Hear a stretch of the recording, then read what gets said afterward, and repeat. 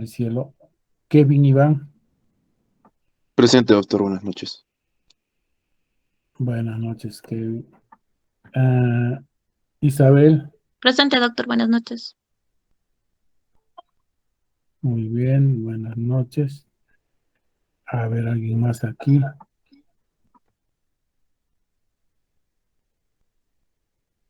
Ujú. María Julia. Doctor presente, buenas noches. Buenas noches, María Julia. Mirla. Presente, doctor. Buenas noches. Buenas noches, Mirla. Cianet. Presente, doctor. Buenas noches. Buenas noches, Cianet. Mayra Rocío. Muy bien, Mayra. Bremel. Presente, doctor. Buenas noches. Buenas noches. Mayra, no se preocupe, ya la anoté. Maricielo Jenny. Doctor, buenas noches, presente. Buenas noches, Maricielo. Fernando Augusto. Presente, doctor. Buenas noches. Buenas noches. Keops.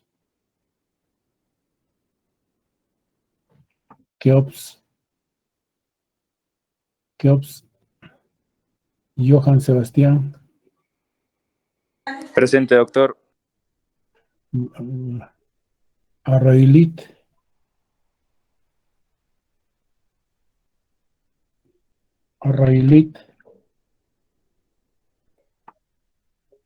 Marjorie. Buenas noches, doctor. Presente. Buenas noches, Marjorie. Gary. Buenas noches, doctor. Presente. Buenas noches. Julio. Buenas noches, doctor. Presente. Buenas noches, Julio. Gabriela Milagros. Presente, doctor. Buenas noches. Buenas noches, Gabriela. Gracie. Presente, doctor. Buenas noches. Buenas noches. Camilo André. Buenas noches. Shirali Oscar. Presente, doctor. Buenas noches. Buenas noches. Adriana. Presente, doctor, buenas noches. Buenas noches, Adriana. Siosmi. Presente, presente, doctor. Buenas noches.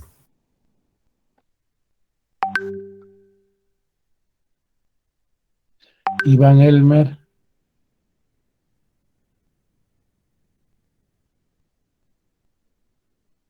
Keops. Arroilit.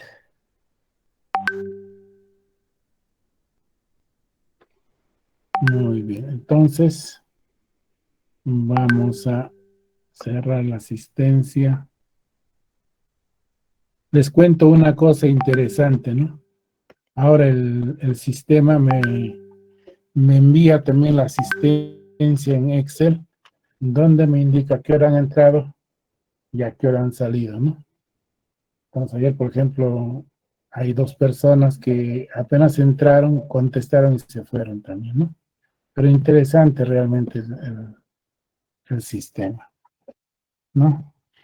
Bien, entonces vamos a continuar. Vamos a revisar nuestro...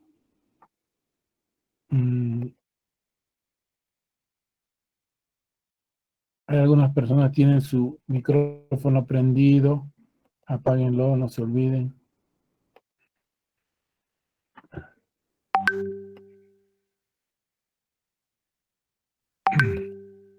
Bien, entonces el día de hoy para empezar, vamos a ver población y muestra. Esta a su vez tiene 3 ítems: descripción de la población, criterios de inclusión y exclusión, muestra donde hay tamaño de muestra y método de muestreo, ¿no? Muy bien. Y nos vamos al proyecto de Johan. La población, en el caso de Johan, son todos los pacientes que hayan recibido cirugía colorectal con anastomosis primaria en el Hospital Regional del Cusco coma, entre los meses de diciembre del 2021 a diciembre del 2023. ¿No está claro? Ingresan al estudio todos los que son sometidos a cirugía colorectal. Para la muestra, como hay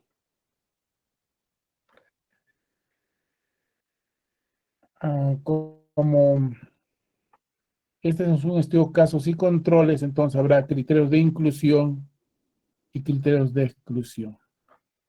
Entonces, aquí el A1 debe ser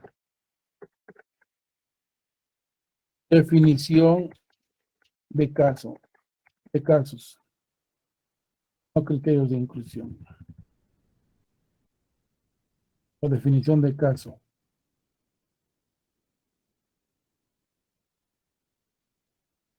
En todo caso sería aquí arriba.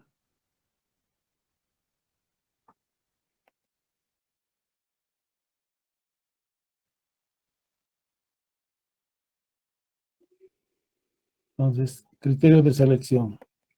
Entonces, definición de caso.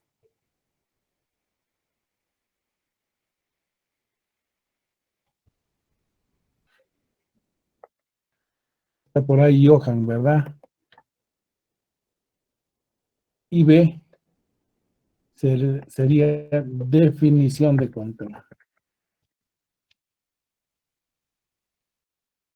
La viete por separado solo los criterios de inclusión, por separado los criterios de exclusión.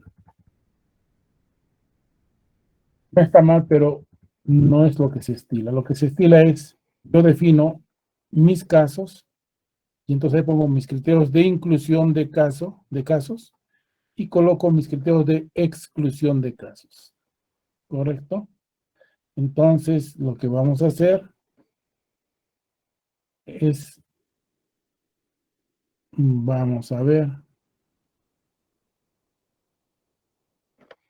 Entonces, si este es criterio de inclusión de casos, esto sería criterios de exclusión de casos.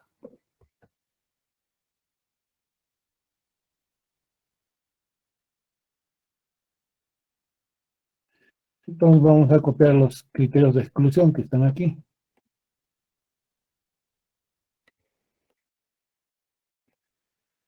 Vamos a cortar y lo vamos a colocar aquí.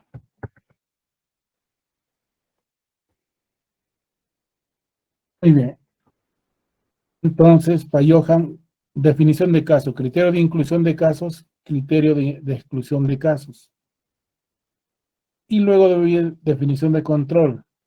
Aquí vendría criterio de inclusión de casos. Controles sería.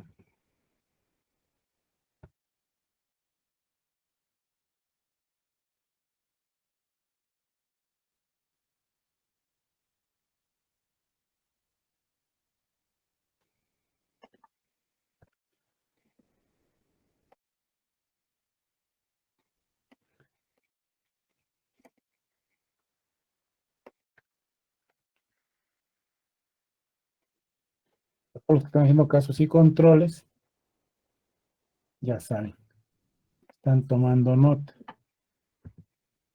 ¿Está ahí Johan?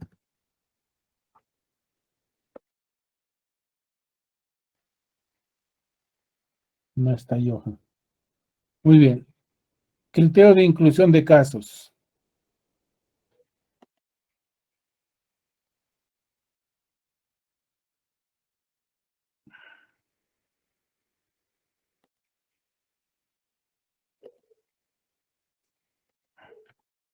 Criterios de exclusión de casos.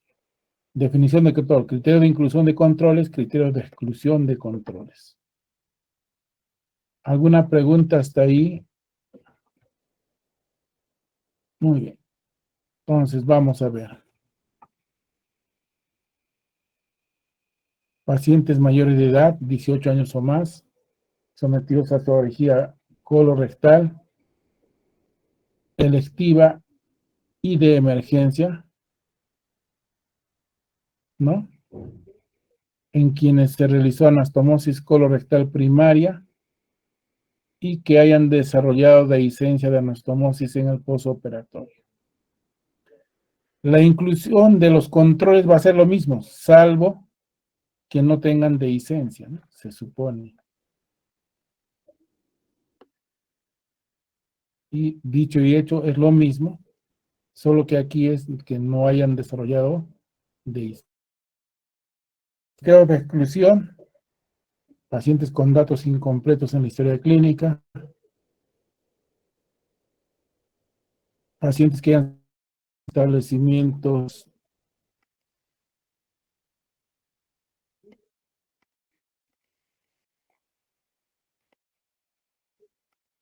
con diagnóstico de dehiscencia en quien se haya realizado colonostomía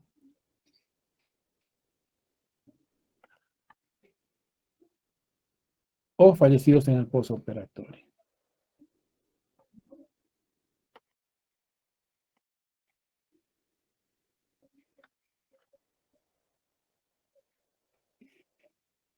Ok. Entonces, para los que están haciendo transversal analítico, van a poner criterios de selección, ponen criterios de inclusión y criterios de exclusión, nada más. O sea, A, criterios de inclusión, B, criterios de exclusión. ¿Preguntas hasta ahí?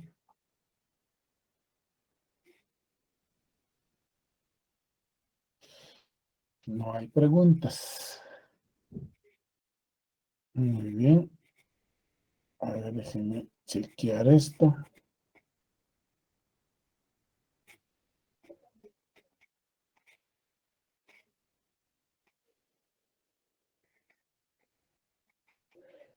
Muy bien.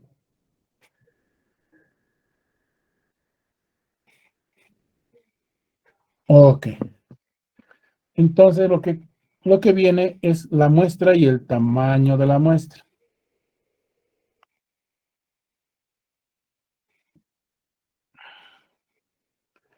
Entonces tienen que tener un estudio previo.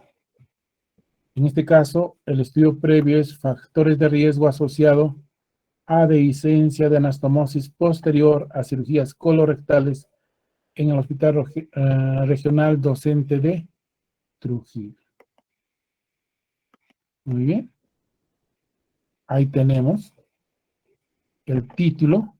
Y al lado del título tenemos la referencia bibliográfica. Muy importante. Y en este caso, la tabla tetracórica que nos ha presentado es con dehiscencia, sin dehiscencia. Y el factor de exposición que están midiendo es albúmina preoperatoria, menor de 3.5 o albúmina preoperatoria de 3.5 o más. Se supone que la albúmina preoperatoria menor de 3.5 es el factor de exposición. Pero no solo eso. En los datos nos muestra que además de haber asociación porque el OR es 279, hay significancia estadística porque el valor de P es menor de 0.05 y el intervalo de confianza, el valor mínimo, está por encima de 1. Entonces, esta es una muy buena referencia y le ha puesto la fuente y miren, le ha puesto también, aunque para mi gusto eso necesita su...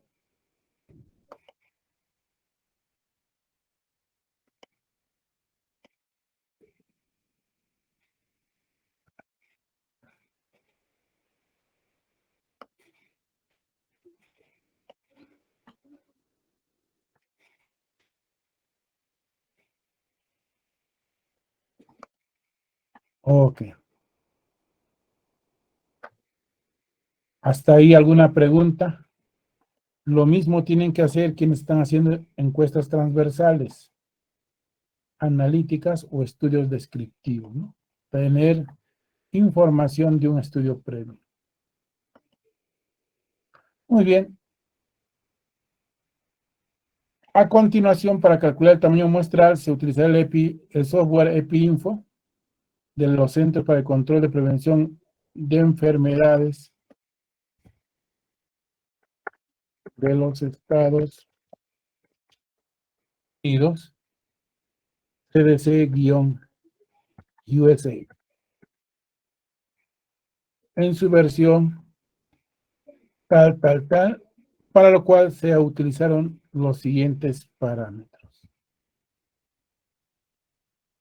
Muy bien. Muy bien. 95% de confianza. Wow, algo pasó ahí. Vamos a corregirlo. Ok. Nivel de confianza, 95%. Poder del estudio, 80%. Esos son estándares, o sea, no hay que cambiar. El programa nos pide cuántos controles por caso se va a tener. ¿Correcto? Y Johan ha dicho, voy a tener un control por cada caso. Se supone que todos estos datos tienen que estar ahí, como están colocados. Luego le pide el porcentaje de controles expuestos. Y el porcentaje de controles expuestos sale de esta tablita Tetracori. Controles, estos son los controles. Casos con la enfermedad, sin la enfermedad. Controles expuestos. De todos los controles, ¿cuántos están expuestos? 49 entre 140. 49 entre 140 por 100. Sale 35%. ¿Por qué? Nos está pidiendo porcentaje. Y el OR que está tomando para su cálculo es el OR del estudio previo, 2.79.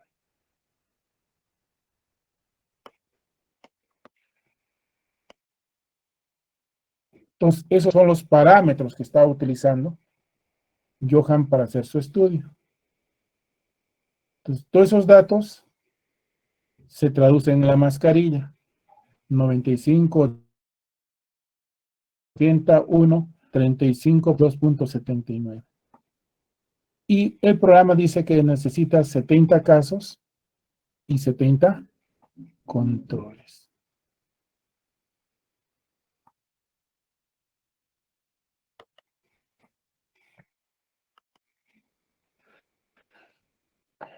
¿Alguna pregunta hasta ahí?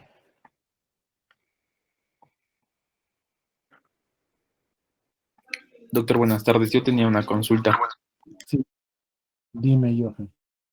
Sí, doctor. En la parte de colocar el lot ratio, yo tuve la idea al inicio de redondearlo a 3. No sé si sería posible porque sale una poco más alcanzable, tal vez.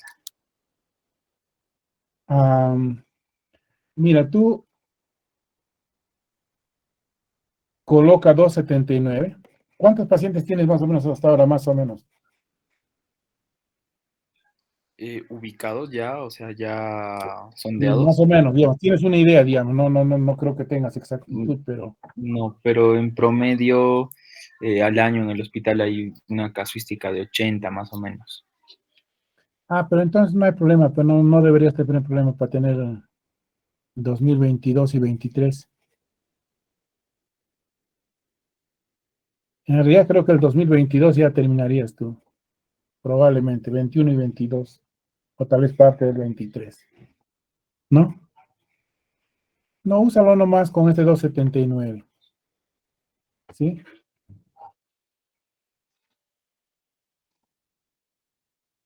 Ok. ¿Alguna pregunta más? A ver. Déjeme buscar algo aquí. Déjeme buscar algo por aquí.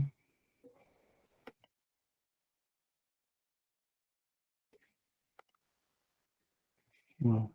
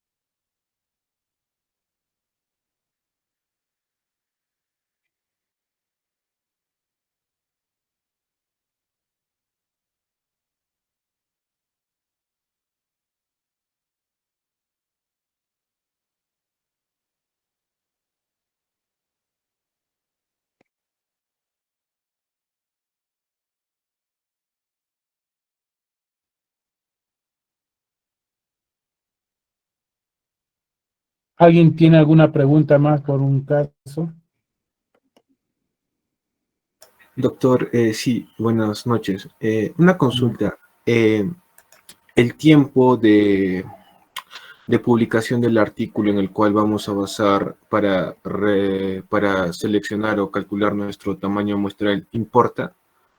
Sobre todo para cuando nos califiquen o al momento de elaborar la validez de la tesis, doctor. En realidad,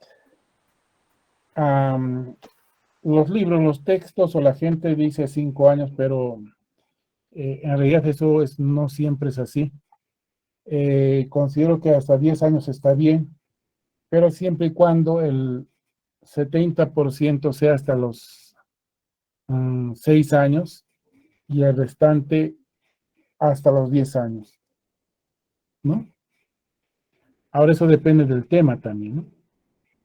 Depende del tema y temas en los cuales uno encuentra, pues, en los últimos 2 años, ¿no? Por ejemplo, los que están haciendo COVID, todas sus referencias van a ser del último año, ¿no? O de los últimos 2 años, ¿no? Porque hay cantidad de publicación ¿no? Que se está, por ejemplo, obesidad asociada a mortalidad, Mayra Rocío, ¿verdad? Y entonces, de eso, cantidad se ha escrito sobre eso, ¿no?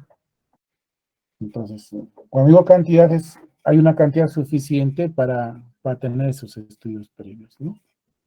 Entonces, en general es en ese periodo, pero a veces depende del tema también.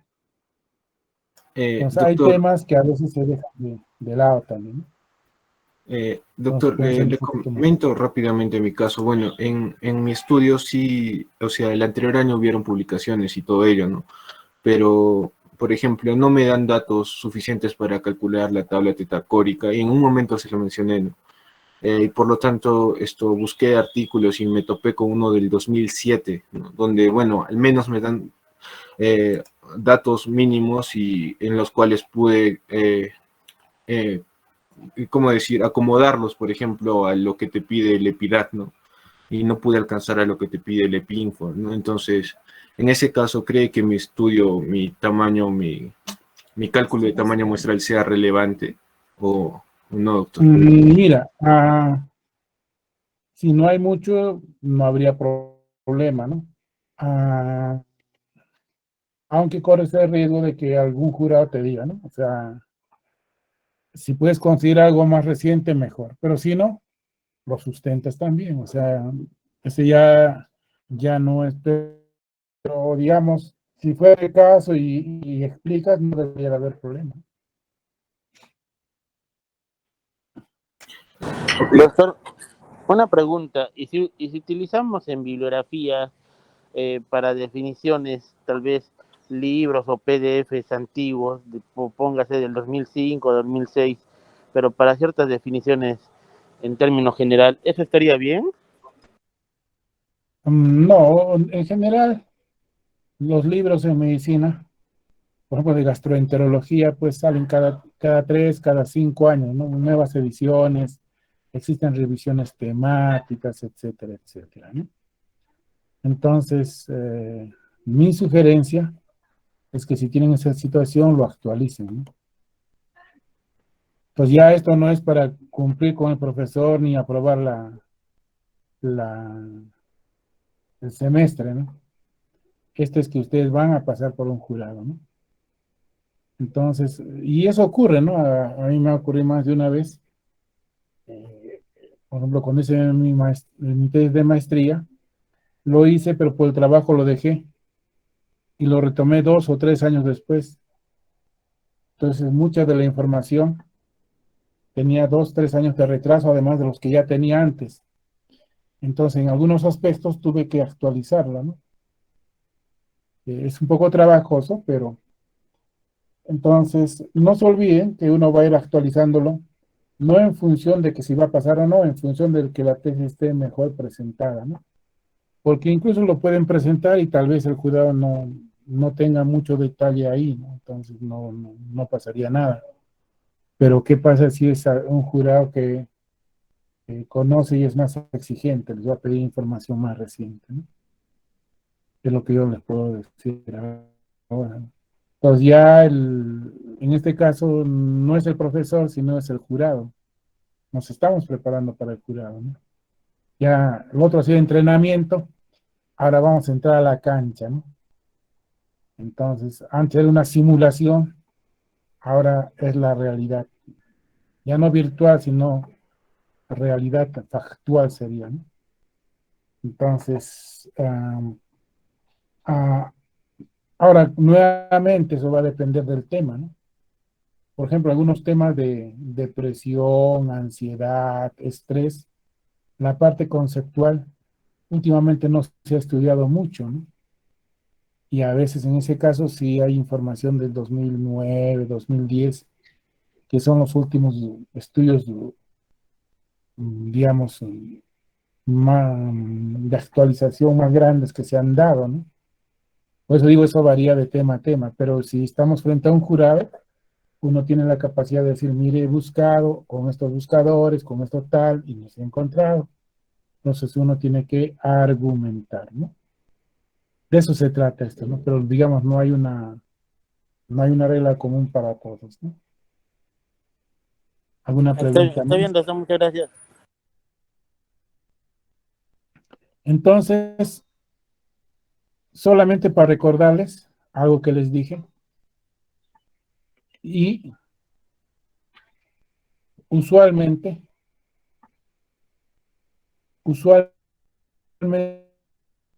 para calcular el tamaño de la muestra hay tres posibilidades con la cual podemos jugar en función de esto, ¿no?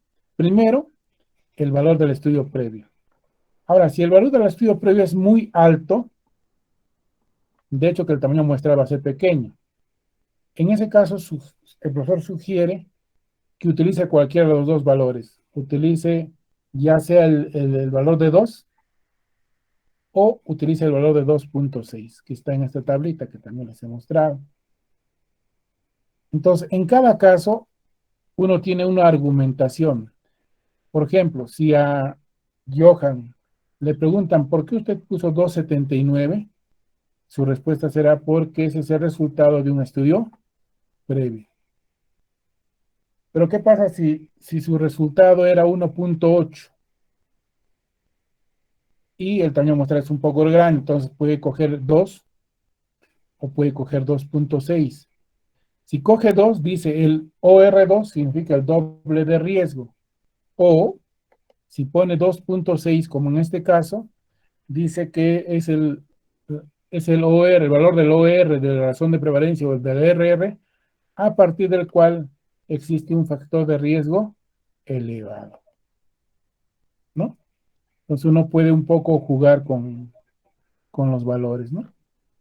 Pero tiene que haber un sustento, ¿no? Ahora, por ejemplo, supongamos que Johan está ahí. Sí, doctor. Ya, tu preocupación es que no llegues a los 70, ¿correcto? Sí. Ya, ok. Si no llegas a los 70, lo que puedes hacer más que modificar, porque este 279 está perfecto para sustentar todo eso. Entonces, lo que puedes hacer es aumentar el número de controles. Si aumentas el número de controles, esto va a bajar como a 60 o algo así, ¿no? En todo caso, vamos a ver, déjame ver, creo que tengo aquí ¿Tienes los datos para que me dictes, por favor? Doctor, si no me equivoco, cuando le aumentas el número de controles, simplemente se duplican los controles y los casos se mantienen, creo, no estoy seguro. A ver, vamos a ver. Como dijo Pablo Tomás, ver para creer. Y tengo los datos. No, vamos a ver, no te preocupes. De eso se trata eso. Ok. Pues vamos a calcular. Ok. Nivel de confianza, 95. Poder del 80. Razón de controles al caso, 1. ¿El porcentaje de controles expuestos cuánto era? ¿Te El acuerdas? porcentaje era 35. 35, muy bien. Ujú. Y aquí era 2.79, ¿correcto? Sí, doctor, 2.79. Ok. Entonces tenemos 70, ¿sí? Aunque sea con lupa, pero están viendo, ¿verdad? ¿Sí se ve? Ok. Muy bien. ¿Qué pasa si yo pongo 2 controles por cada caso? Entonces, mira, necesitas 52 casos. ¿Sí? Y siempre hay más controles que casos. En este caso es casi igual el número de casos que controles. Pues eso significaría que la tasa de licencia es 50%. Bien difícil, ¿no? O sea, los casos necesitas 52 y los controles que son más, digamos, de cierto modo más fácil de conseguir serían el doble, 104 en realidad. ¿Sí? Eso lo puedes ajustar en el camino, ¿no? Y luego sustentar qué pasa. ¿Correcto? Lo otro es que consigas un estudio donde tenga un valor de otra variable donde el valor sea 3 o 4. Vamos a ver qué pasa ahí.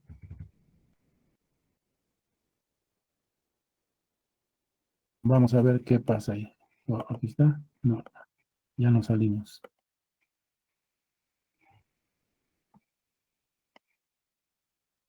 $95, $80,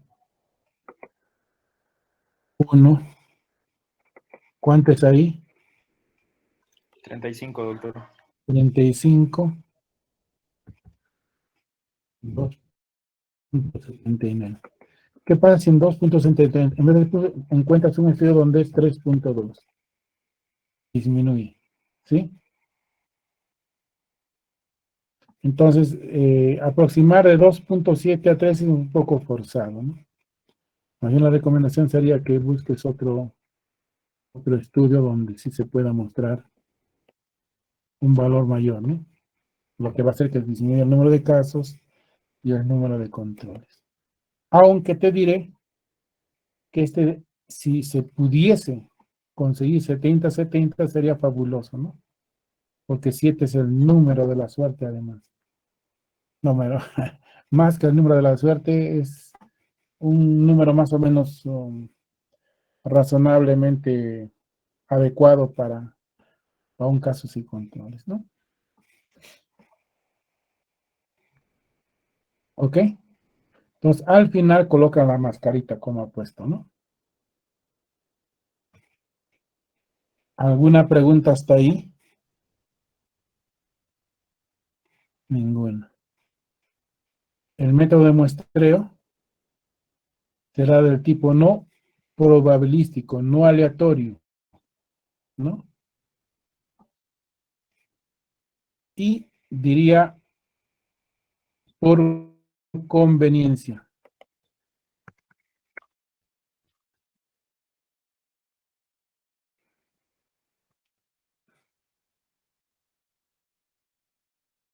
Aunque está aquí, ¿no?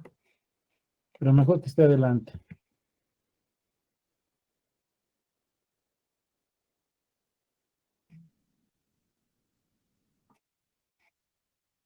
Y aquellos que cumplan con criterios de inclusión para casos y controles.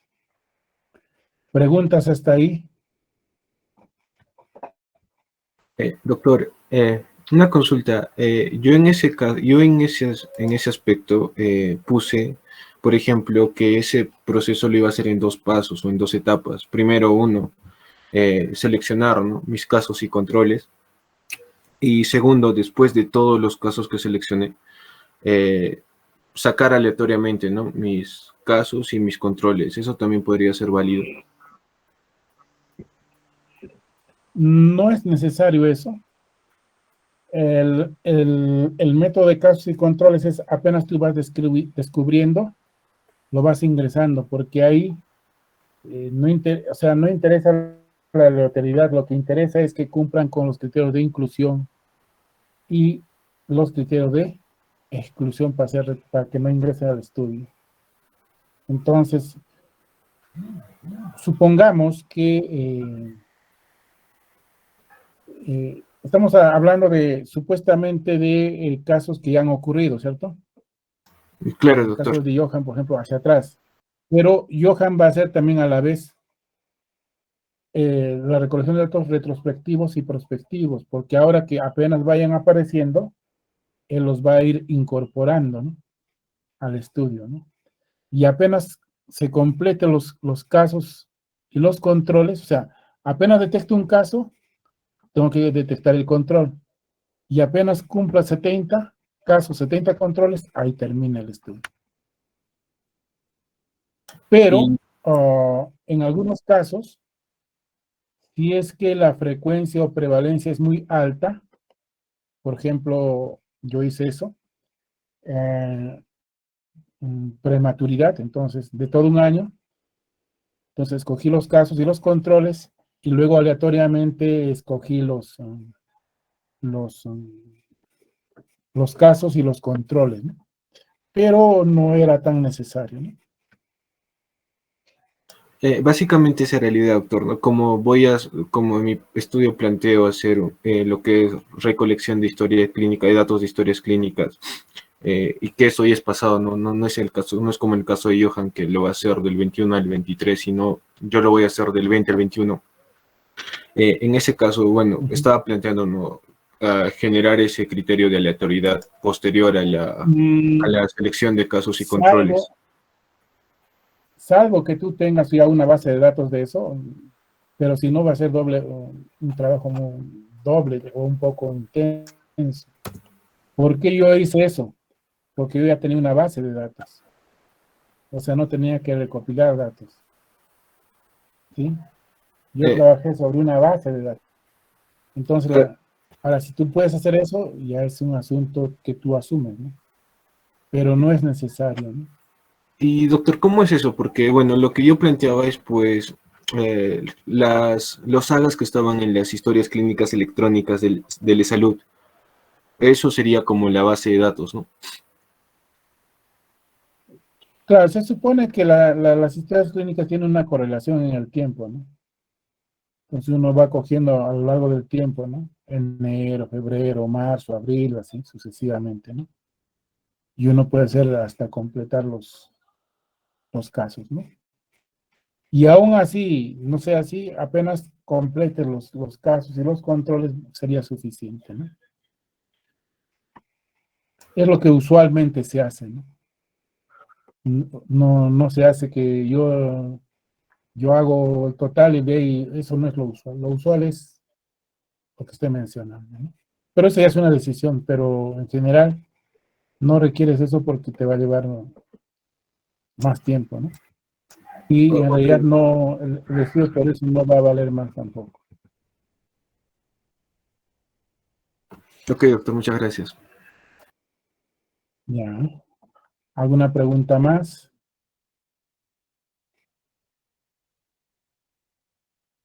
Ok, no hay ninguna pregunta. Lo que viene es, disculpe, ¿dónde está esto? Aquí está. Técnicas, instrumentos y procedimientos. No, pero esto es, creo, no, aquí está.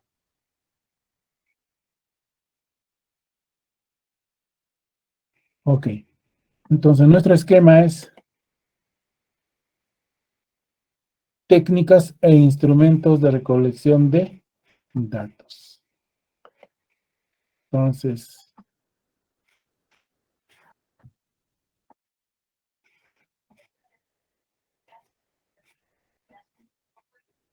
Entonces, en general, hay la técnica de la observación participante, la técnica de la encuesta, la técnica de la entrevista y la técnica de la revisión documentaria, ¿no? En este caso va a haber la revisión documentaria, ¿no? Entonces habría que colocar revisión documentaria. Dentro de la revisión documentaria es revisión de la historia clínica y revisión del récord operatorio y además la entrevista, dice, ¿no? Ahora, la entrevista se supone es para los pacientes que van a ir apareciendo en el tiempo, pero no necesariamente es la entrevista a los que ya fueron operados en diciembre del año pasado, por ejemplo, ¿no? ¿Verdad, Johan? Sí, doctor. Ok, entonces eso hay que aclarar y que quede bien detallado aquí, ¿no? Entonces aquí es técnica e instrumento de recolección de datos. Entonces, la técnica es cualquiera que les he mencionado, ¿no? Y decir cómo se va a aplicar esa técnica. Es decir, esta es la técnica y esta es la forma como yo voy a recolectar la información, ¿no? Eso es referente a la técnica. Y en el caso de Johan, eso está hasta aquí.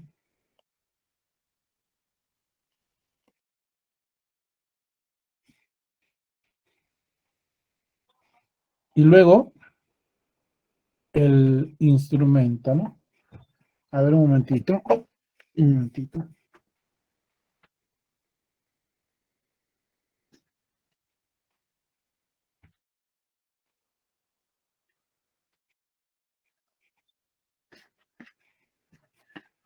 Muy bien. En el instrumento, ojo, más de una persona me ha entendido que tiene que decirme qué partes tiene su TS, etcétera. No, no, no. En el instrumento, aquí en instrumento, tiene que decir y tiene que describir con cierto detalle, a la vez amplio y resumido a la vez, su encuesta, su instrumento. Entonces me dirá, el instrumento consta de 3 partes. La primera parte corresponde a la hoja de, por ejemplo, en el caso de Johan no va a tener una hoja de sensibilización, para hacer lo que se llama, pues, o pedir el asentimiento, ¿no? Pero otros sí van a entrevistar o van a hacer encuestas. Entonces, en este caso sí, la primera parte es información acerca del proceso de investigación para que el participante dé su asentimiento. La segunda parte es datos generales, datos de identificación, datos sociodemográficos. ¿Correcto?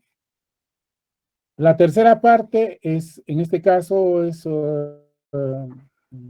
las preguntas sobre los factores de riesgo y cuarto, ¿no? Y así tiene que explicar las partes que tenga la encuesta o el instrumento de investigación, ¿no? En este caso nos dice, tienes que encontrar breve descripción de la investigación e información para el paciente, ¿correcto? ¿No? Cuyo fin es, no está aquí, ¿no? Cuyo fin es buscar el asentimiento, las variables intervinientes de estudio, ¿no? Y está bien. Y luego de eso, las siguientes preguntas, ¿cómo están descritas, ¿no? Entonces, básicamente es describir el instrumento. Si dentro de eso hay un test, ¿no? Dicen, luego de eso se aplicará el test de tal cosa, ¿no? Pero se supone que no tiene que explicar mucho ese test, solamente podría decir, este test tiene en un párrafo en qué consiste, porque la parte más importante del test, ¿dónde la ha puesto? En el marco teórico, en la segunda parte. ¿Alguna pregunta hasta ahí?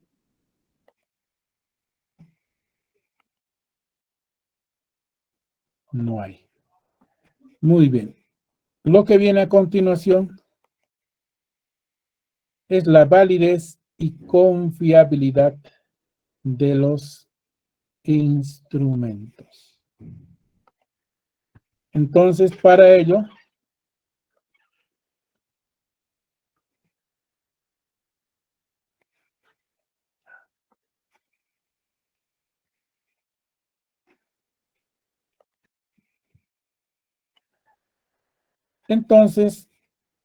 hay que decir, ¿se elaboró un cuadernillo de validación de datos? No.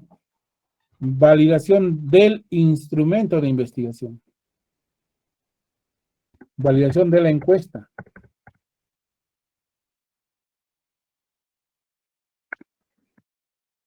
Porque nos van a validar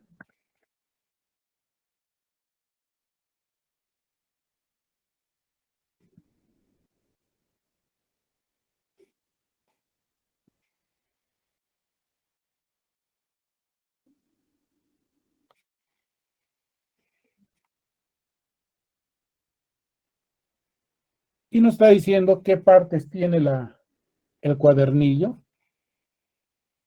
¿no? Luego de eso, se va a colocar el objetivo, el problema, ¿no? A continuación, se va a presentar, o sea, las partes que tiene el cuadernillo está explicando, ¿no? Hasta aquí está explicando las partes que tiene el cuadernillo. Mi sugerencia es que pueda hacerlo un poco más resumido. Siempre se puede hacer algo más resumido. ¿Ya? Entonces ya no voy a entrar en ese detalle, pero podría...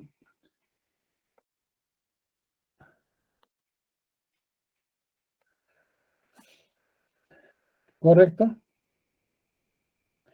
Una vez que explique qué es el cuadernillo, se elabora el cuadernillo de validación y qué partes tiene, está explicando que dicho cuadernillo se entregará a 5 médicos especialistas en cirugía general y abdominal, los cuales van a dar una puntuación. Y para evaluar la confiabilidad se utilizará el método de la distancia del punto medio. Todavía pongan en pasado, ¿por qué? Porque es algo que se va a hacer, ¿no? Diga, será entregado, ¿sí? Se encontrará en pasado, como que se va a hacer, ¿cierto? ¿Me están escuchando o si Anette está por ahí? Sí, doctor, se le está escuchando muy bien. Ok. Vamos a ver. Déjenme ver. Algo pasó con mi celular aquí. Voy a retomar.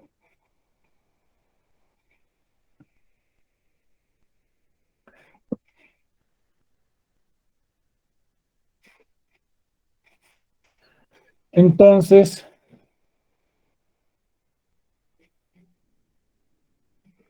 explica qué valores he encontrado.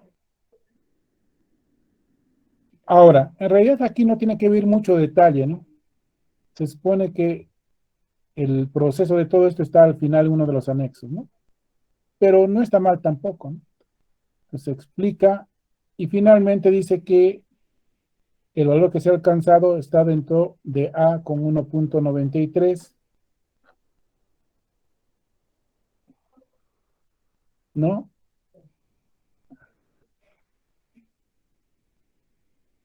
Entonces, entre paréntesis tendría que colocar los valores de A, de B, de C, de E.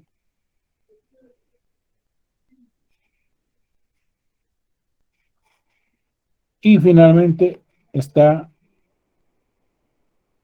validado y es confiable, ¿no? Pues todo eso tienen que explicarlo aquí. ¿Alguna pregunta? Ninguna. Muy bien. Vamos a hacer un paréntesis de 10 minutos. Reiniciamos la sesión 7:10. Ok, doctor.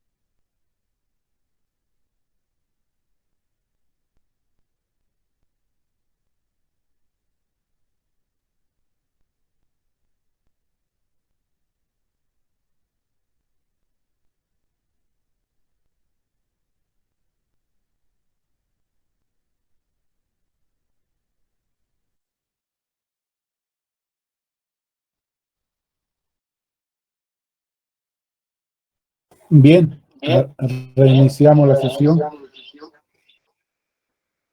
Déjeme ver. Ok. Entonces vamos a el plan de análisis de datos.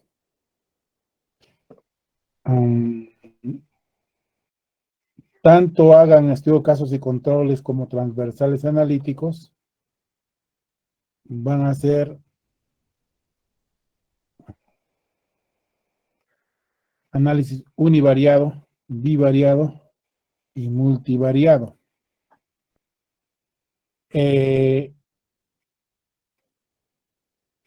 Esto es cuando son varios variables independientes y una variable dependiente. Si van a ser solamente una relación de una variable independiente relacionada con una variable dependiente, ejemplo otra vez Mayra Rocío, o sea, sobrepeso, obesidad y mortalidad, ¿correcto? Entonces, en ese caso, cuando la relación es 1 a 1, 2 a 1, 3 a 1, entonces va a ser análisis bivariado estratificado.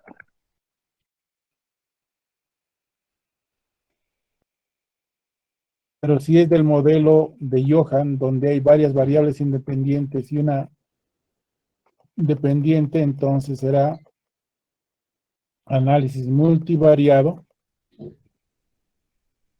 con regresión lineal. Wow. ¿Sí? No se olviden siempre de aplicar el corrector del lenguaje. Este no tiene, entonces ignorar y ya está. Muy bien. Y luego tiene que explicar en qué consiste el análisis univariado, bivariado y el multivariado.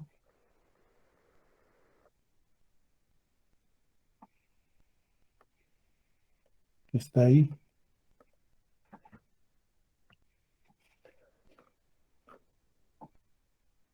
Para el análisis univariado se va a utilizar estadística descriptiva, describir las características de la población y se van a utilizar medidas de frecuencia como número absoluto y porcentaje. Que se puede aplicar otras pruebas más, sobre todo en los estudios descriptivos, netamente sí. Hay que colocar todas aquellas otras estadísticos que se pueden utilizar de manera descriptiva. ¿Cómo saber qué otros estadísticos se va a utilizar? Llévense por lo que han visto en los estudios previos. ¿Correcto? Cada situación es particular. Hay diferentes pruebas que se pueden aplicar. En este caso no es necesario más, porque en realidad el tema no es solamente para describir aquí la población y tanta cosa. Porque el objetivo de este estudio es buscar la asociación y eso es el análisis bivariado. Y dice, el análisis bivariado se buscará establecer una relación entre las variables en estudio, las cuales están representadas a través de tablas tetracóricas de 2×2, las que se utilizarán para relacionar las categorías de tipo nominal de una variable con las categorías de tipo nominal de otra variable, como se muestra en el ejemplo. Con dehiscencia, sin dehiscencia, expuesto, no expuesto, ¿no? Y el OR, estamos diciendo que vamos a utilizar ese esquema para presentar nuestros resultados. Lo mismo es para los que van a ser transversal analítico. Lo mismo.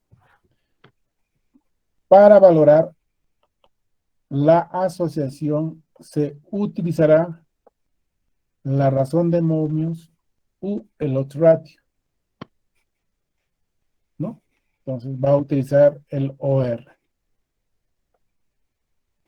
Utilizando las tablas tetracóricas elaboradas y el cual indica la probabilidad que existe de asociación entre las variables en evaluación o en estudio. Es decir, que la variable independiente es un factor asociado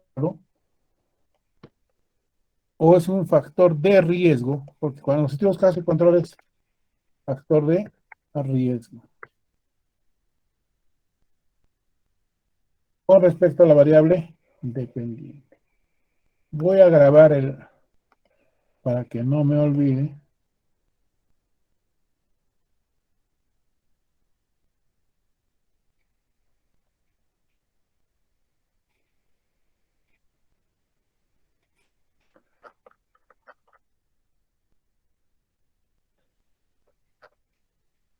Y nos vamos a ir.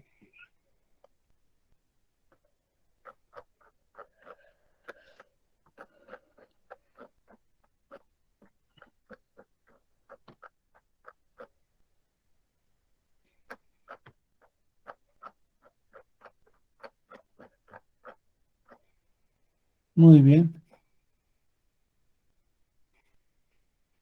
Y cuya fórmula es la siguiente.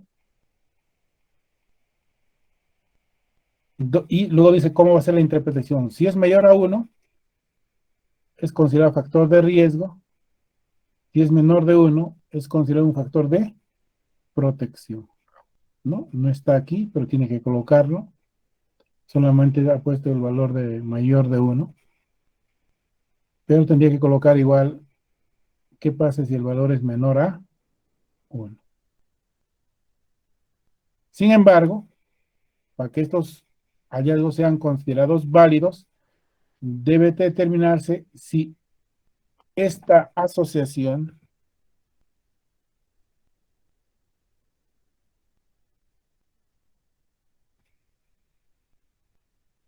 o si estas asociaciones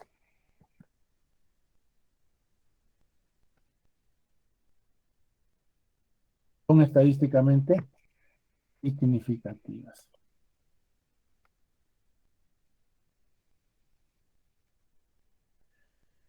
Entonces, para evaluar si son estadísticamente significativas, se va a utilizar el valor de P y los intervalos de confianza. Y ahí explica a partir de qué valor de P se va a considerar que hay significancia estadística y a partir de qué valor se va a considerar que el intervalo de confianza también nos dice que hay significancia estadística. Y nos dice que los resultados se van a mostrar de este modo. Y en análisis multivariado es exactamente lo mismo, es decir, que se va a hacer análisis de regresión logística, múltiple, binaria, bla, bla, bla. Pero al final vamos a calcular el OR ajustado, así se llama, y va a estar acompañado de valor de P y de intervalo de confianza. Se supone que la interpretación es la misma que la que está arriba. Y ya está. ¿Preguntas?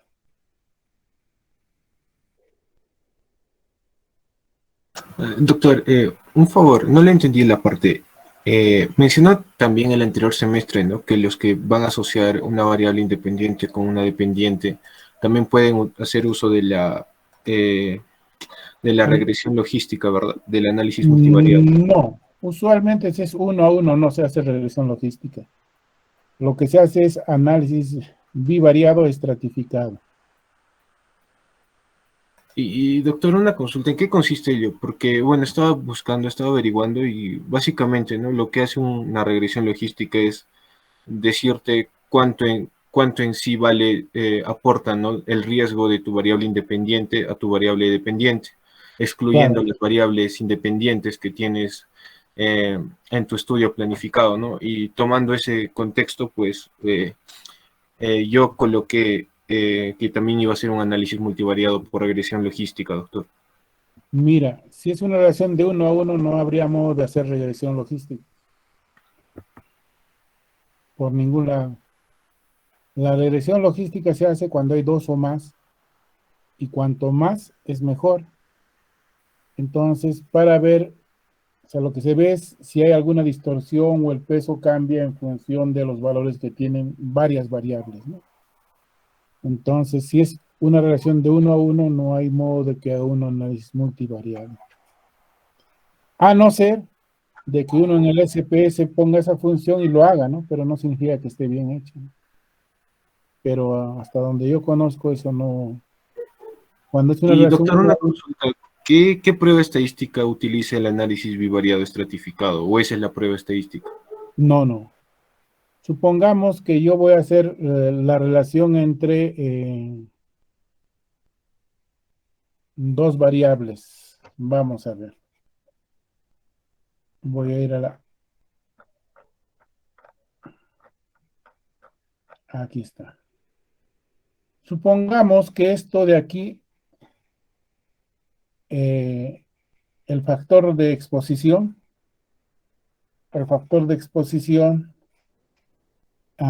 o el factor de, no, el daño a la enfermedad es el bullying. Con bullying, sin bullying, ¿correcto? Con bullying, sin bullying, ¿correcto? Y el factor de exposición va a ser disfunción familiar o adecuado funcionamiento familiar. Entonces, que el estudio básicamente quiere demostrar si hay o no relación entre la disfunción familiar y la presencia del bullying. Supongamos que esto hago un centro educativo mixto, ¿correcto? Entonces, se supone que si es mixto, hay varones y hay mujeres.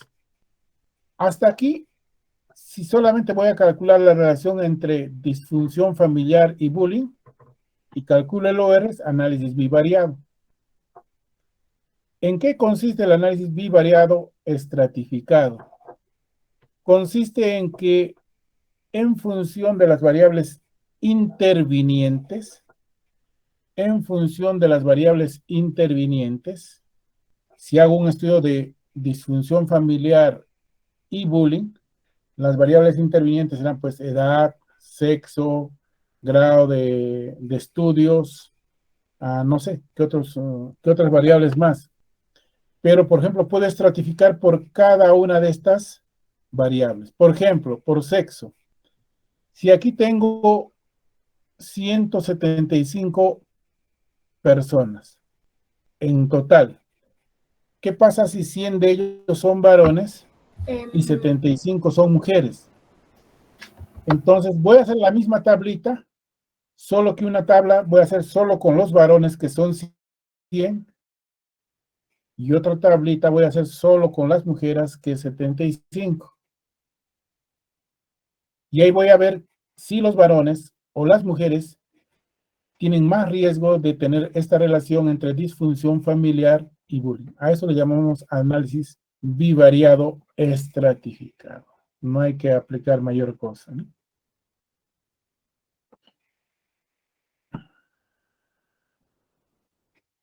Ok, doctor. Bueno, entendí Ahora, ese mismo patrón, pero para una regresión logística. Es que estaba viendo un artículo donde mencionaba que, por ejemplo... Perdón, doctor. Continúe, por favor. Sí, no, te escucho. Sí, ok. Es que estaba leyendo un artículo donde mencionaban, ¿no?, que era el mismo ejemplo, ¿no? Ponían, por ejemplo, el tabaco y el cáncer de pulmón. Y mencionaban, pues, que hacían un análisis multivariado para ver, pues, que, como bien sabemos, no solo el tabaco produce cáncer de pulmón, sino hay variables intervinientes. Entonces, decía lo mismo que usted, ¿no? Por ejemplo, se hace la regresión logística si las dos variables, o sea, mi variable independiente y dependiente son categóricas, ¿no? O dependiendo hay otras pruebas estadísticas. Y como tal, pues, a las finales lo que te daba como resultado era... el análisis o el OR ajustado o el factor de riesgo independiente, ¿no?, del tabaco para el cáncer de pulmón. Y por eso básicamente era mi duda, doctor. Y por eso puse que también era una regresión. Lo que pasa es que en ese estudio probablemente, así como han establecido la relación de la disfunción familiar con el bullying, han colocado el sexo con el bullying, ¿correcto? Entonces, se puede hacer, sí, pero no es apropiado, ni adecuado, ni corresponde. ¿Sí? Entonces, están utilizando variables intervinientes como si fuesen factores de riesgo. Y eso no es así. Que lo pueden hacer, lo pueden hacer. Que lo pueden publicar, lo pueden publicar. Pero yo no lo haría, porque no corresponde. Que alguien lo haya publicado en la revista Science, lo puede hacer, pero no es lo que corresponde. ¿Sí? Entonces ya esa es decisión de la persona que hace la tesis, ¿no? Si yo soy tu jurado, te cuestionaría, ¿no? Pero si no conozco mucho, seguramente hasta te puedo felicitar, ¿no? Pero hay que hacer lo que corresponde, ¿no? Pero en ese caso estoy entendiendo que están considerando a las variables intervinientes como factores, como uno de los factores más, y claro, en función de eso hacen la regresión logística, tomando en cuenta no solo a disfunción familiar, sino a edad, sexo, grado de instrucción, estado nutricional, etcétera, ¿no? Y claro, se puede hacer, pero no corresponde en realidad, ¿no? Pero eso ya depende de ti, ¿no? Junto con tu asesor, vean lo más apropiado. Y ahí, pero si me pides a mí, te digo, no corresponde porque no es lo que se debe hacer, ¿no? Hay toda una disquisición teórica que las variables intervinientes no son realmente factores de riesgo, sino son marcadores de riesgo, ¿no? Entonces, pero puede darse en función de lo que te dice, sí. Al final, quien va a tomar la decisión serás tú, junto con tu asesor. Ok, no, sí, doctor, justo le capté. Esa justo era mi duda, ¿no? Porque tenía justo esa duda, entonces ahora le capté, ahora sí entiendo, ¿no? Que quizá el bivariado estratificado pertenece más a esto. Entonces, doctor, y en ese acápite, en esa sección solo coloco, por ejemplo, en análisis bivariado estratificado, solo coloco eso. Claro, solo se conoce que se va a estratificar por la división, por ejemplo, masculino-femenino, o grupos de edad mayores de 24, menores de 24, o que son del Cusco o que son fuera del Cusco, o sea, básicamente nominales, ¿no? Ah, ok, doctor. Entonces, y en hay, doctor, también hay pruebas estadísticas, supongo, para ello, y eso ya no es... calculas el OR nomás, igual calculas el OR, ¿no ves que va a ser dos tablitas, otra vez uno para varones y otro para mujeres? Utilizas lo mismo, el OR, bla, bla, bla, lo mismo. Ah, ok, doctor. Es que el problema que tengo es que respecto a mi variable independiente, como le comenté en otra clase, son por estratos. O sea, no son son 5 estratos, doctor. No, pero se puede hacer, pues. O sea, Para se toma cada uno de uno. los estratos como base de referencia y en base a eso se va calculando los demás. Quizá el estrato que tenga más OR, ¿no? ¿Quieres eso? Sí, se calcula OR. O sea, puedes calcular con 5 o 6 estratos. Es como cuando calculas, ¿no? El hábito de fumar y el cáncer de pulmón, ¿no? Los que fuman tantos cigarrillos, 5 cigarrillos a la semana, entre 6 a 10, entre 15 a 20, y entonces tengo varios estratos, ¿no? Entonces cojo el de menor valor como de referencia y lo contrasto con los demás y calculo el OR, ¿no? Pues, pero digamos, eso ya no he explicado ni voy a explicar porque eso ya tienen que trabajarlo de manera personal, individual, en función del tipo de estudio y viendo los estudios previos y con el asesor. Igual podrías hacerlo no nominal, podrías hacerlo, cruzar una variable cuantitativa con una cualitativa también, pero eso ya son pruebas diferentes estadísticas, ¿no? Entonces, por eso nuevamente, la mejor forma de saber qué tipo de pruebas uno va a utilizar es viendo los estudios previos, pero con el cuidado que se tenga para ver si realmente es la prueba que corresponde, ¿no? Porque en realidad, si yo tengo una base de datos, puedo calcular de todo, ¿no? Porque el SPS no me va a decir que si lo que estoy calculando está bien o está mal, ¿no? Y ese es un problema a veces con los estadísticos, no se confía mucho en los estadísticos. Usualmente los estadísticos no tienen mucha experiencia en temas de salud, ¿no? Tienen otras lógicas, más matemáticas. Entonces al estadístico hay que decirle qué es lo que uno quiere, ¿no? Más que pensar que el estadístico nos va a decir qué es lo que va a haber. Esa es la idea. Ok, doctor, un millón de gracias. Entonces, solo coloco como tercer análisis bivariado estratificado y bueno, que mi estudio ajustará, ¿no? Los resultados de mi estudio ajustará por edad o sexo, dependiendo, ¿no? de mis antecedentes. De las variables intervinientes que utilices, exactamente. Ok, doctor. Muchas gracias por la duda. Muchas gracias. Ok. Y luego venimos los aspectos operativos. El cronograma, yo creo que la mayoría lo ha hecho bien. Solo que aquí tienen que completarlo. Hay que disminuir todo esto ya que está aquí. Johan está. En 3 o 4 pasos que esté hecho todo. Y luego tiene que ser el cronograma hasta que termine y haga la sustentación de la tesis, ¿no? ¿Correcto? Doctor, una duda.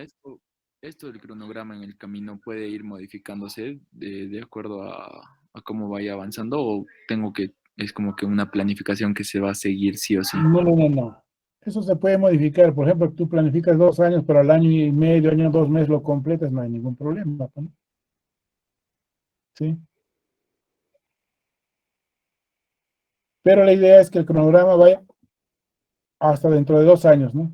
Entonces va a haber uno que diga, por decir que diga, enero, aquí por ejemplo, enero a diciembre del 2022, ¿no? Y entonces ahí básicamente es recolección de datos, ¿no?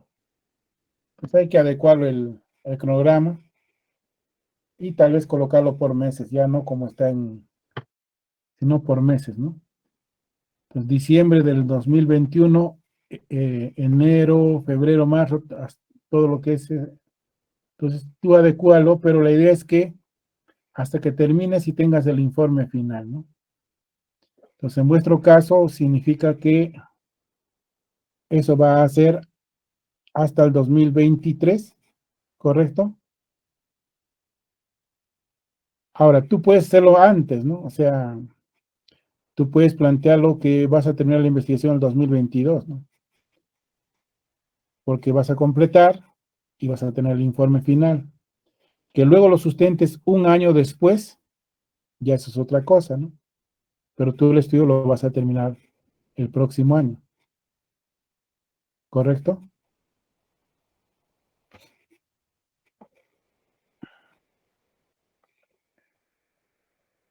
No, continuaba entonces, sí. El presupuesto igual.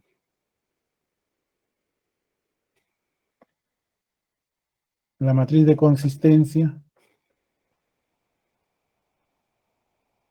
Ahí creo que no hay mayor problema. La matriz de instrumentos. Es una matriz más resumida de lo que es y las referencias bibliográficas, ¿no? Entonces, usualmente todo esto va subrayado, ¿no? Y está bien que vaya en azulita, ¿no? En azulita. Y aquí sí, otra vez vean normas de Vancouver. ¿Qué ocurre en algunos casos, no? Y eso se llama riesgo del ocio, ¿no? Entonces, ¿qué hacen?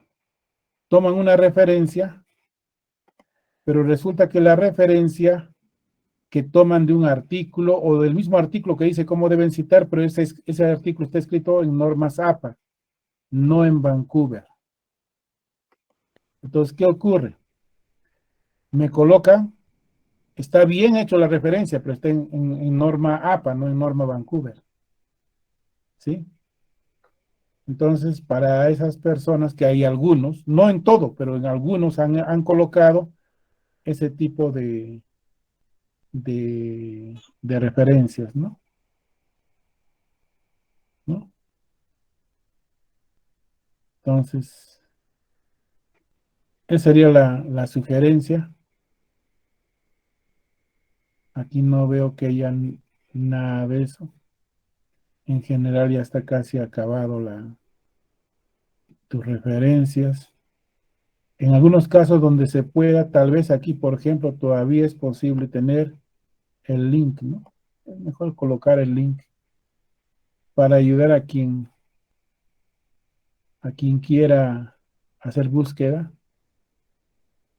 lo haga.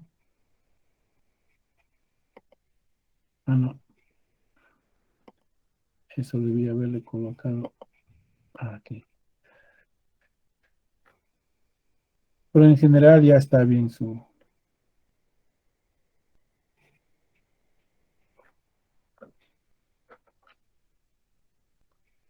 Luego el instrumento, la validación. Entonces aquí está todo el instrumento. En realidad este es el cuadernillo de validación, ¿verdad? Que todos ya conocen. El cuadernillo de validación con todas sus partes.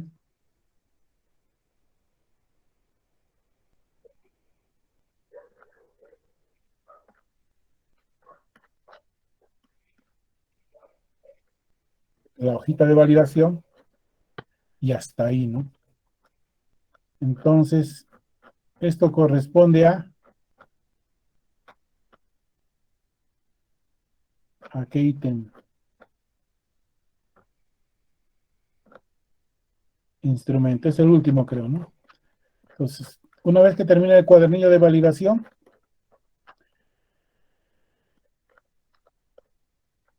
colocamos las hojas de valoración, donde está la firma y el sello. Nuevamente, la idea de eso es buscar a los que mejor pueden aportar.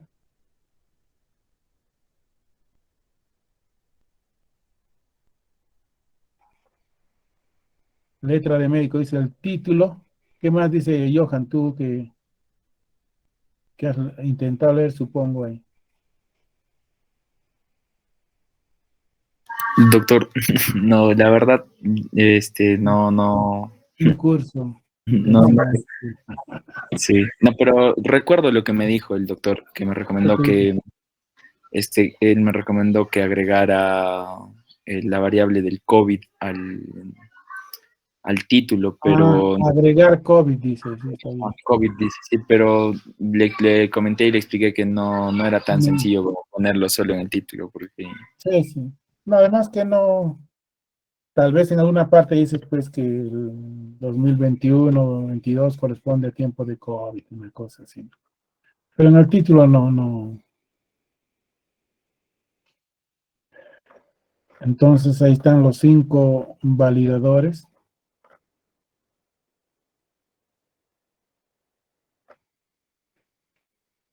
Y una vez que coloca uno, ya el proceso de validez y confiabilidad, ¿no? La distancia del punto medio, los valores, todo el procedimiento y que ya está validado. Colorín colorado. Esta revisión ha terminado.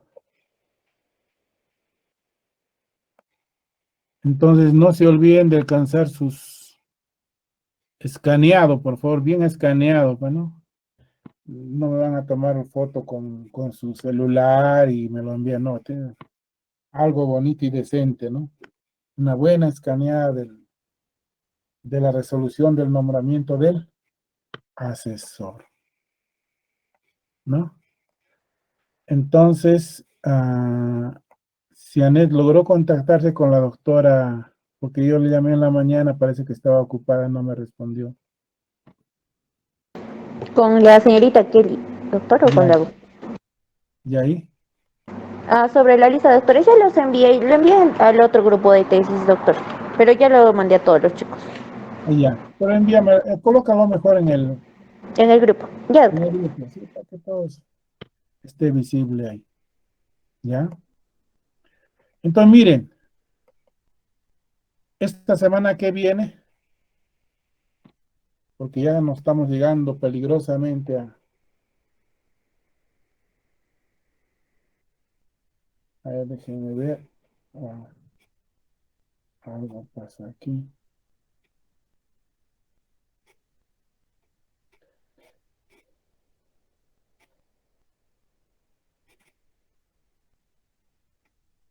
El primer aporte, ¿cuándo es? Si alguien me hace acordar. No tengo a la mano el sílabo. Creo que es la quincena de marzo, doctor. A ver, vamos a revisar aquí, ya mejor. Más mejor. Aquí está.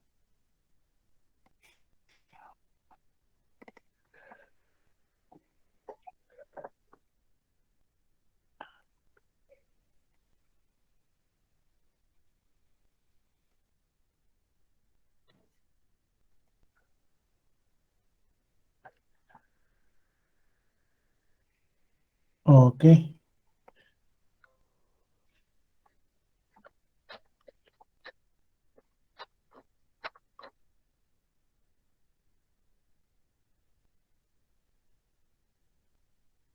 El aporte es del 21 al 24 de marzo, pero la entrega está aquí.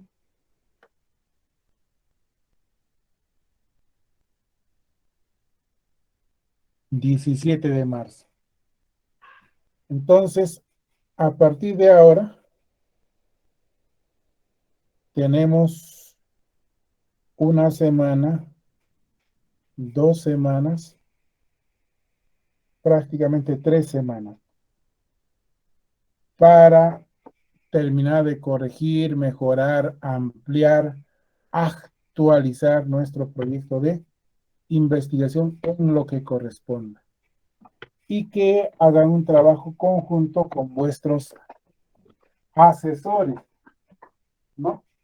Entonces también vamos a ver, bueno, a veces yo a veces digo cosas de frente y a veces un poco incomoda, o a veces los alumnos también piensan que, pero usualmente digo las cosas directamente, ¿no? También vamos a ver cómo responden los profesores, ¿no?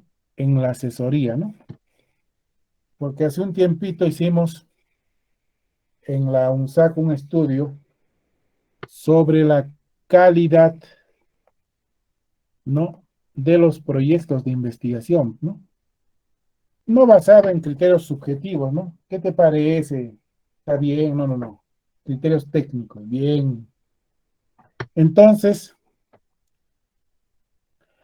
donde el alumno, al momento de sustentar, porque justamente se habían puesto como jurados, el decano de ese entonces, el jefe de departamento, el director de la escuela, y como en realidad había muchas cosas que se mostró que habían insuficiencias en la escuela profesional, y el alumno colocó lo que él sentía, lo que pensaba acerca del proceso, pues a veces administrativo, que a veces hay que seguir para hacer la tesis, cosa que en la andina, yo tengo que decirlo, es mucho más rápido, mucho más ágil, eso sí les puedo decir.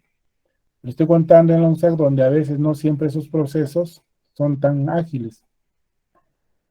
Y donde muchas veces los profesores critican la calidad de tesis, ¿no? Y claro, criticar es fácil, ¿sí? Criticar cualquier cosa es fácil, ¿no? La cosa es hacer, ¿no? Pero, así como a veces se critica fácil, la pregunta es cuando estas personas tienen que asesorar, ¿qué tanto asesoran, no? Entonces, si critico algo y me toca en algún momento asesorar, también tengo que asesorar bien para que luego no haya quien me critique, ¿no? Vamos a ver cómo nos va ahora, ¿no? Supongo que va a haber un poco de todo. Esperamos que todo vaya bien. Pero la idea es eso, ¿no? Que todos, ¿no? Podamos participar activamente en este proceso. Pero desde ya, los grandes responsables casi siempre somos nosotros o quienes van a hacer el proyecto y la tesis correspondiente. Esperemos que todo vaya bien. De todas maneras, vamos a aperturar algunos tópicos adicionales o algunas consultas los días de clases que permitan un poco fortalecer todo el proceso o las consultas que tengan, ¿no? Ya puntuales sobre algo. Y no se olviden que el día 17 de marzo presentan la resolución, que ya lo tienen, y presentan el proyecto ya, se supone, en su versión final. ¿Por qué digo en su versión final primaria o inicial? ¿Ya? Así, versión final primaria o inicial. Eso parece un contrasentido, ¿no?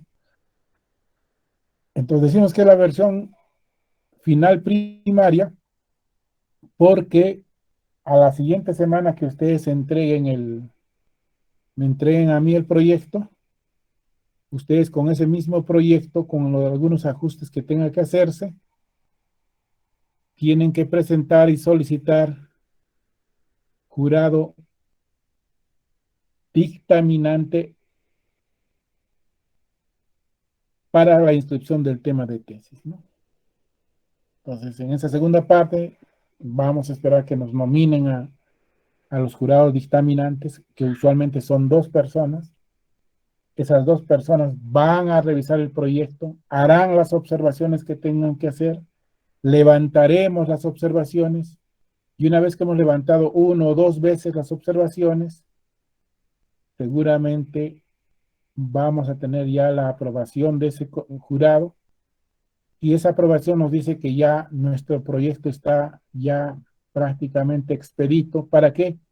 Para iniciar el proyecto o iniciar la investigación. Y como nos dan el visto bueno, eso nos da lugar a que inscribamos el tema de tesis, y si inscribimos el tema de tesis, nadie puede coger ese tema hasta que nosotros lo sustentemos, ¿no? Porque ya el tema está inscrito. Entonces, es eso lo que nos queda ahora, y a trabajar. A ver, Iván Elmer, ¿hubo alguna posibilidad de hablar con alguien más? Doctor, buenas noches. Sí nos ha pasado los nombres. Ahora estoy en busca de, para buscar el número del telefónico del doctor Joel. Ya. Joel. Gastroenterólogo también. El doctor Joel Caira. Ok. Es el doctor Caira, creo que recién está enseñando hace 2 semestres, Osito. Por eso es que no lo estamos ubicando. Ya. Ok. Voy a tratar de... Mándame el nombre, Cianet. Yo puedo conseguir los teléfonos a través del colegio médico. ¿Ya? Ya, doctor. Ok. Muchas gracias. Si hay otro más, Iván, mejor mándame 2 nombres y cosa que te consigo los teléfonos. Y Sí, doctor, con los demás doctores he conversado y los demás todos me han negado, doctor. Sí, solo me negarás a ti del cante el gallo, ¿ves? Pero son los primeros a veces en criticar, ¿no? Pero bueno, nos vamos a ver en la viña del Señor cuando venga, en el juicio final. Ok. Ok, pero vamos a tratar de conversar. Pero igualito, si no es, habrá un mecanismo por el cual podamos conseguir.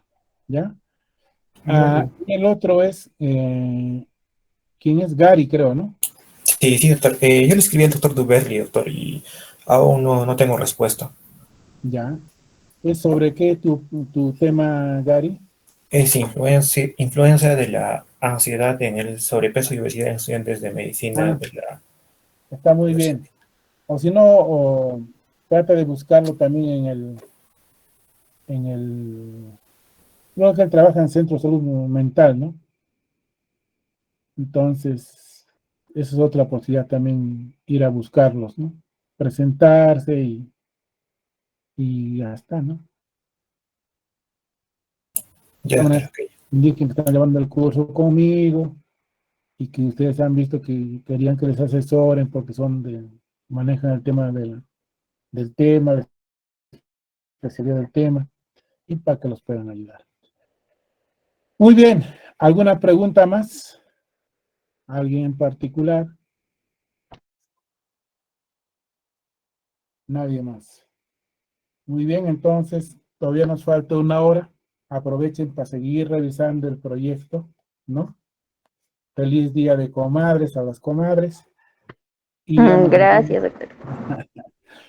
Y nos veríamos el día lunes, ¿correcto? Y Sí, doctor, muchas gracias. lo que yo les recomiendo esta semana, una semanita es para que ustedes solos lo revisen bien.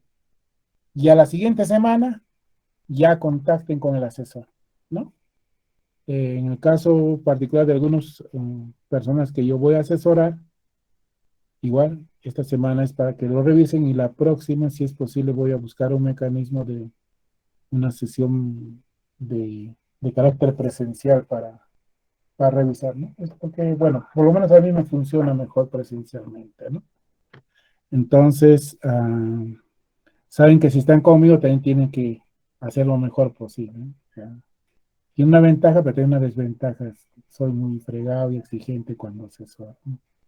Entonces, tal vez estén a tiempo también. Pero no es una broma.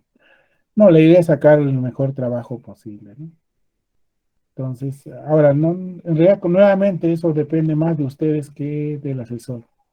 Pero avancen y a los asesores hay que darle nuestras dudas para que ellos nos ayuden en esos detalles. Entonces, con la experiencia ellos nos pueden orientar mejor también.